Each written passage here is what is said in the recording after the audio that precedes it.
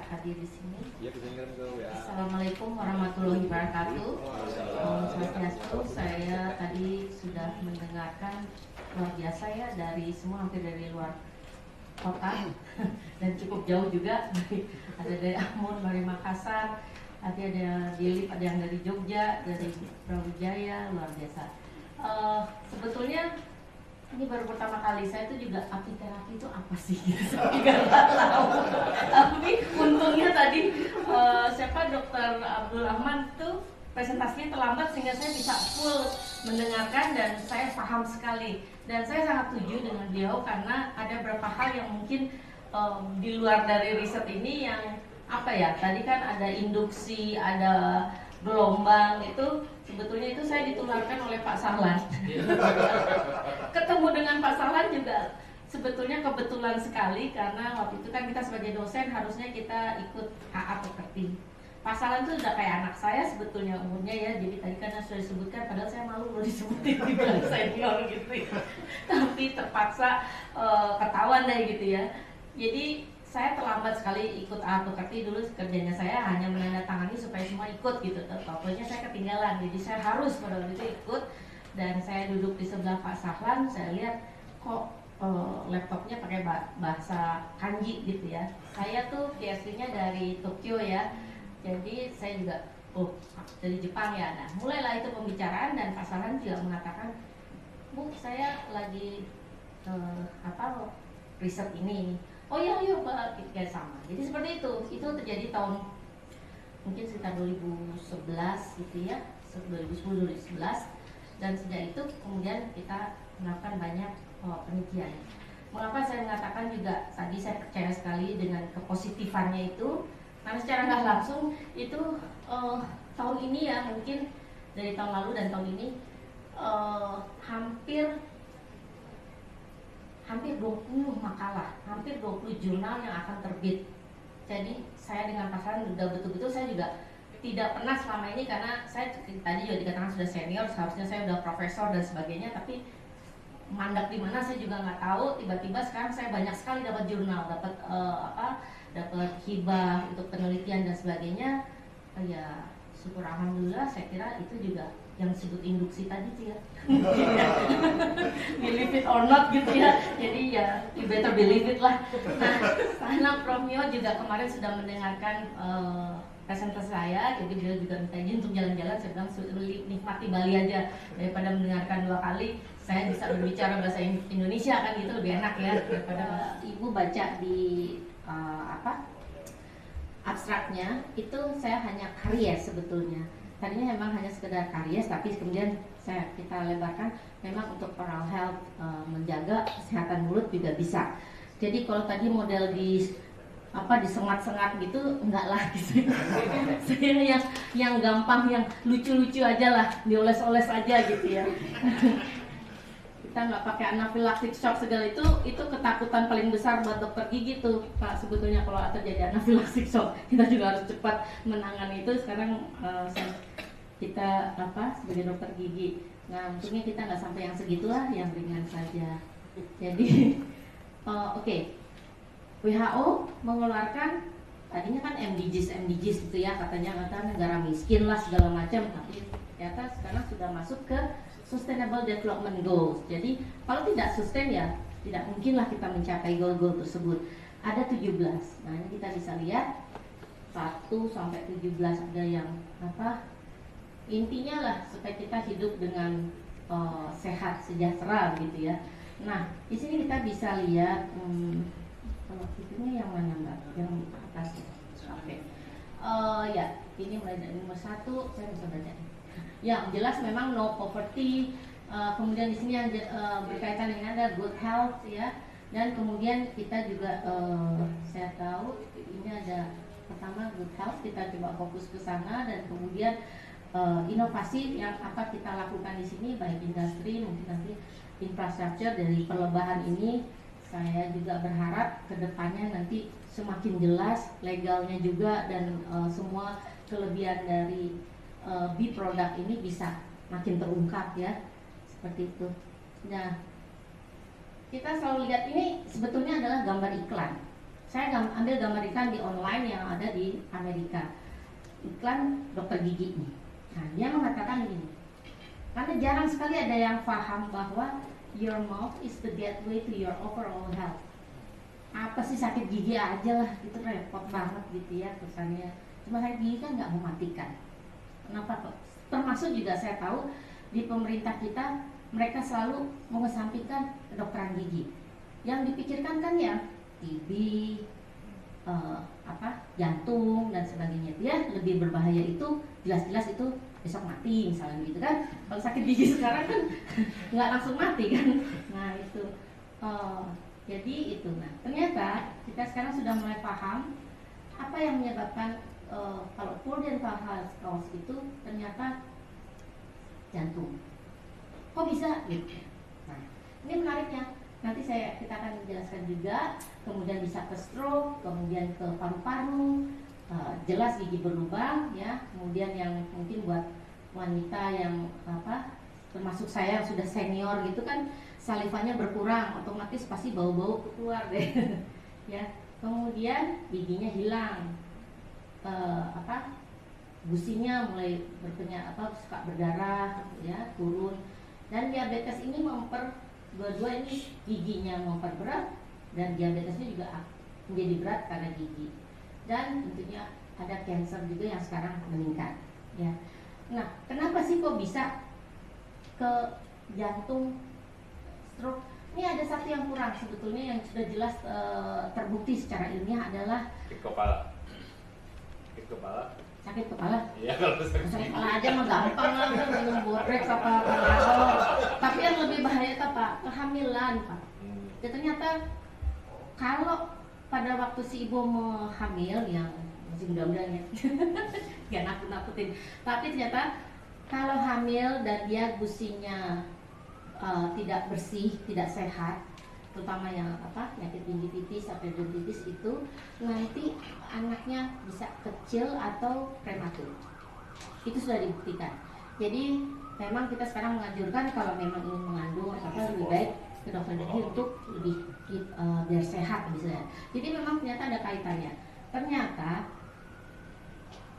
kita juga harus tahu ini, kalau tadi kita tahu di tubuh kita, ada yang tahu nggak paling banyak kuman tuh di mana sih? Bakteri paling banyak di tubuh kita tuh ada di sebelah mana? Bukan gigi, seluruh mulut itu. Mulut termasuk genital. Ya, mau depan belakang sama tuh banyaknya. Tapi juga luar biasanya, yaitu luar biasanya Allah itu memberikan justru di situ paling cepat dia, kalau ada luka sembuh cepat. Nah itu juga dengan kondisi mulut kita.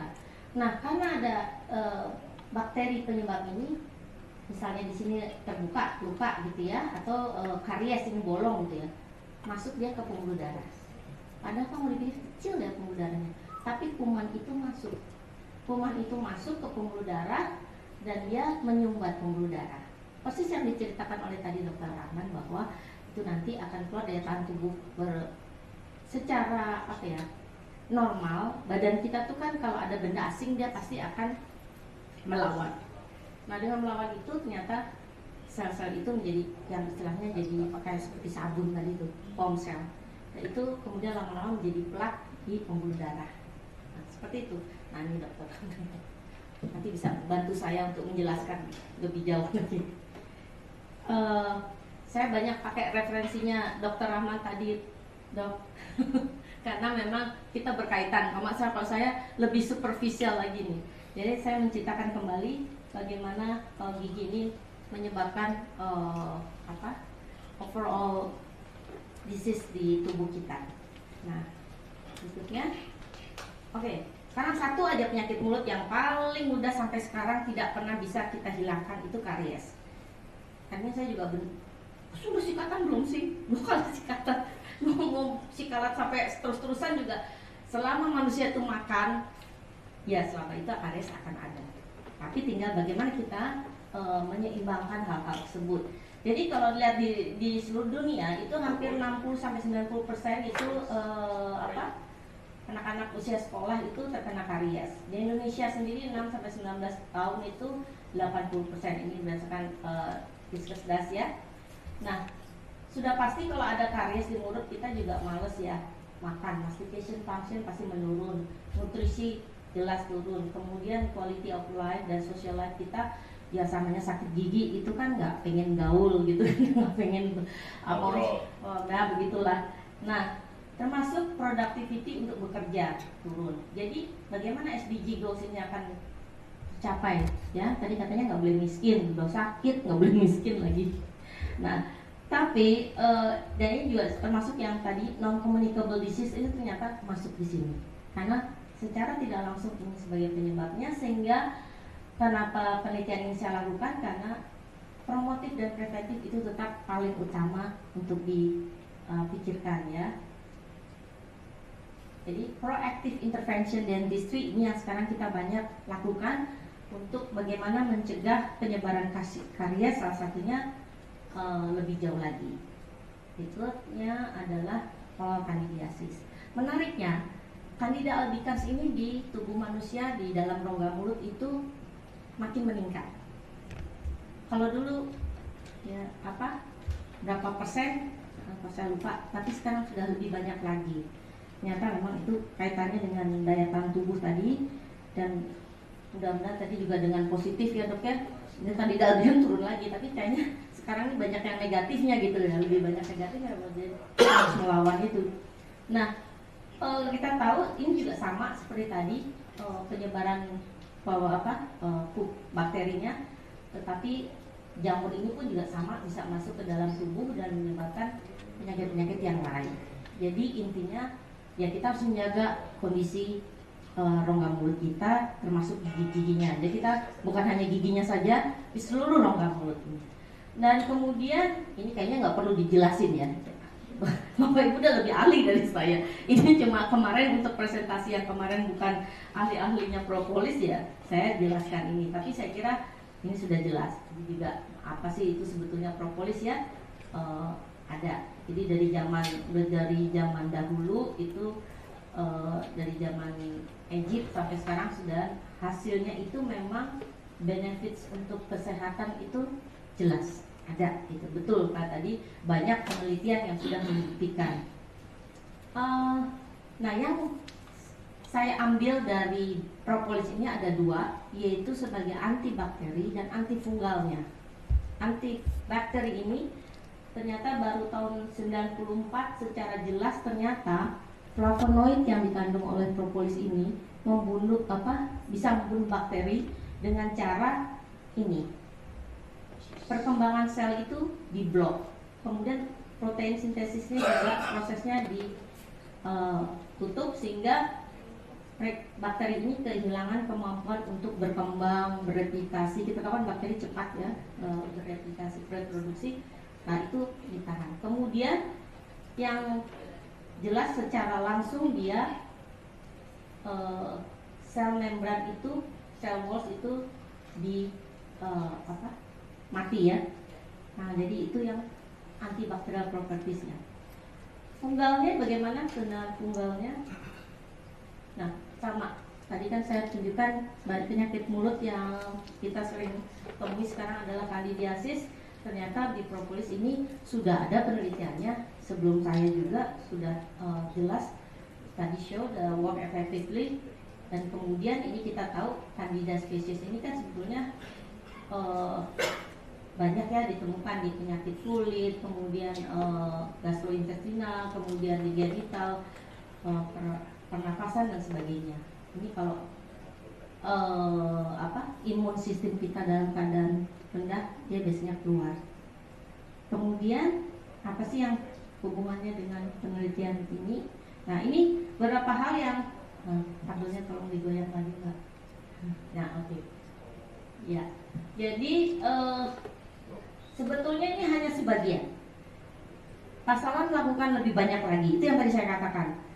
Insya Allah dalam setahun 2 tahun mungkin ada 20 paper kita akan terbitkan berkaitan dengan penelitian ini.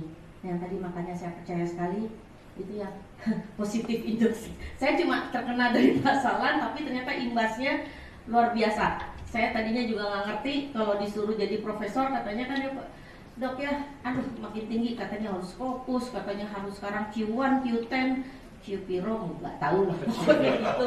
Ternyata ini paper-paper saya kok sudah bisa masuk ke Q2. Saya juga kaget, padahal terus terang aja, saya termasuk orang yang tadinya juga pulang dari Jepang, wah molekuler biologinya masih panas kepala saya. Begitu pulang saya bingung, nggak ada equipment, nggak ada apa-apa, mau ngapain gitu ya. Nyanya masuk banyak di administrasi. Makanya sebetulnya saya nggak bangga di situ ditulis sama pasaran yang nulis itu mantan dekan. Positif betulnya mantan dekan itu bukan apa-apa, itu administrasi kok. Tadi itu saya bilang nanda tangan aja biar orang lulus atau enggak, nah gitu aja. Tapi saya sendiri juga tidak melakukan penelitian.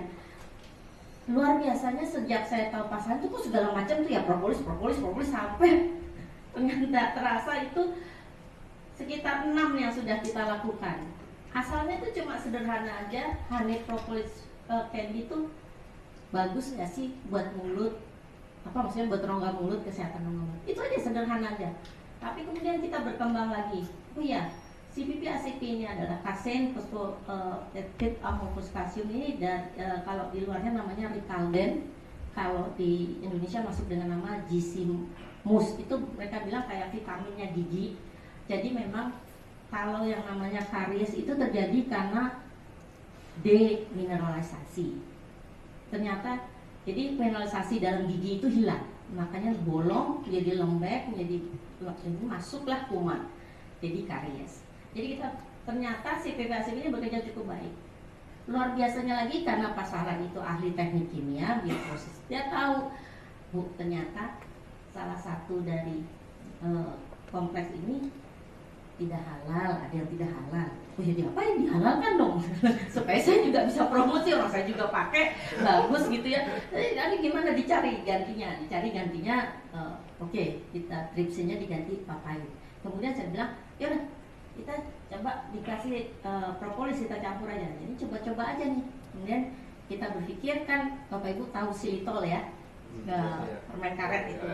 Nah dulu waktu xylitol keluar, itu juga saya juga pesimis, saya bilang ya tenang aja, orang makan permen karet pasti salivanya nambah, nggak usah ada xylitolnya juga udah pasti bagus kalau kita makan permen karet. Tapi kan kebanyakan gula ya.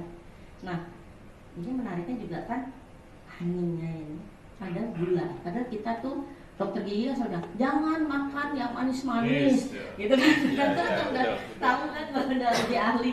Nah itu jadi kita buat kompleks chewing gum candy, bagaimana stabilitasnya kita lihat, kemudian dalam bentuk gel. Dan yang terakhir ini fluoride panis, ini mungkin untuk dokter gigi, ternyata hasilnya sangat luar biasa. Nanti akan saya tunjukkan. Murah. Satu cup toothpaste atau odol itu harganya ada yang sampai 35.000. Mahal gitu kan. Padahal kita pengen niatnya untuk pemerintah sekarang mengeluarkan bebas karies 20-30. Itu saya yang dokter gigi aja nggak yakin. Karena bisa 20-30. Terus pakai apa? Ternyata ya itu kebetulan saya punya propolis yang bisa nanti kita lihat hasilnya bagus ya. Oke, salah satunya salah. Oke, kembali ke masalah karies. Mungkin kita sudah tahu makan manis jadi bolong giginya gitu ya. Tapi sebetulnya kompleks ya. Tergantung dari waktu, timenya juga. Makanya kalau yang makan terus itu, nah itu manis gitu ya, mau nasi mau apa kan pasti dia akan terfermentasi karbohidratnya sehingga mikroorganisme keluar karena asid. Nah asid giginya sejalan dengan waktu giginya jadi lembek. Salivanya, kalau salivanya kayak saya itu udah lebih bahaya karena salivanya udah sedikit, udah kental. Kalau masih muda saya masih bagus ya, itu masih bisa untuk membantu membersihkan rongga mulutnya. Tapi kalau sudah mulai tua ya itu susah.